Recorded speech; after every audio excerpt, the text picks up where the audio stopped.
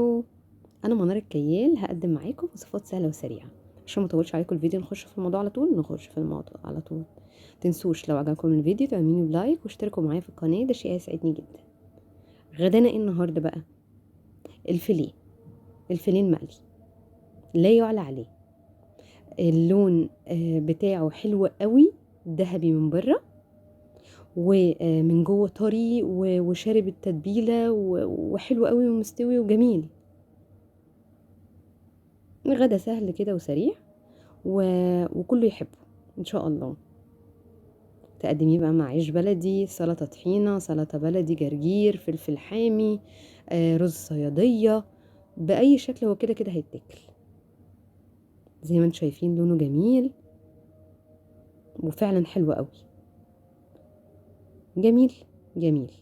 المقادير اللي معايا فيليه جايباه من عند الراجل سليم، وانا اللي بقطعه صوابع كده زي التشيكن ستريبس، لا تخينة ولا رفيعة، في المتوسط علشان تبقى مالية نفسها كده ومحترمة يعني.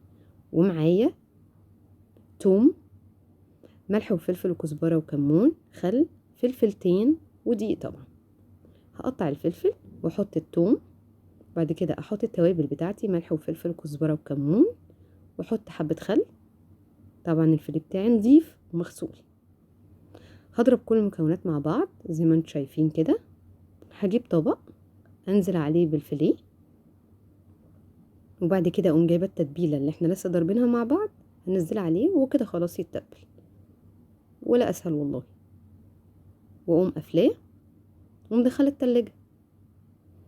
اطلعه، هو ده دقيق بس عليه حبة ملح مثلا وفلفل وخلاص كده. بنزل عليه بالفيليه بتاعي. بصوا المية اللي نزلها قد ايه، غير الخل طبعا اللي احنا حاطينه، بس المية كتير. هحاول ان انا ابدره بالدقيق كده. ولو عايزة طبقة الكريسبي تبقى اعلى شوية هنزل تاني في التتبيلة اللي فيها التتبيلة بتاعة الفيليه، واحطه تاني على الدقيق. دي اختيارية، لو انت عايزة الكريسبي بتاعه يبقى زي بره بالظبط زي المحلات. تمام اهو زي ما انتم شايفين. انا بوريكم بس في واحده وكده خلاص. اقوم بقى منزله من عليها الدقيق خالص عشان الزيت، وانزل بيه على الزيت.